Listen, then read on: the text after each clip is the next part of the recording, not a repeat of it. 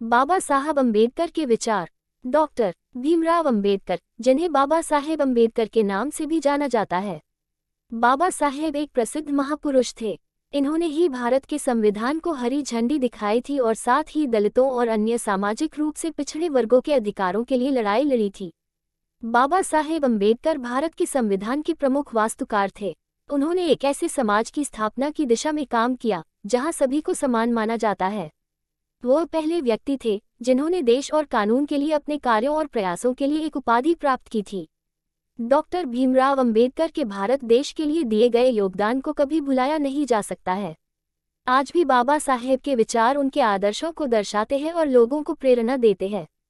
तो चलिए पढ़ते हैं इस पोस्ट में doctor B.R. Ambedkar quotes in Hindi के बारे में, जो कि हमें भी आगे बढ़ने की प्रेरणा देते हैं। मंदिर जाने वाले लोगों की लंबी कतारें जिस दिन पुस्तकालय की ओर बढ़ेगी, उस दिन मेरे इस देश को महाशक्ति बनने से कोई रोक नहीं सकता है।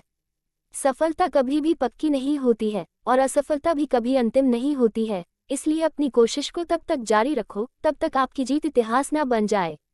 इरादे मेरे हमेशा साफ होते हैं, इसीलिए कई लोग मेरे खिलाफ होते हैं। अगर मुझे किसी समुदाय की प्रगति मापनी हो तो उस समुदाय की महिलाओं ने क्या प्रगति हासिल की है, मैं उससे मापता हूँ। अगर मरने के बाद भी जीना चाहते हो तो एक काम जरूर करना, पढ़ने लायक कुछ लिख जाना या लिखने लायक कुछ कर जाना। बाबा साहब के विचार सुनने के लिए धन्यवाद। बाबा साहेब के विचार अच्छा लगे तो लाइक, सब्सक्राइब व कमेंट जरूर करें, ताकि बाबा साहब का और विचार आप लोगों के सामने ला सके।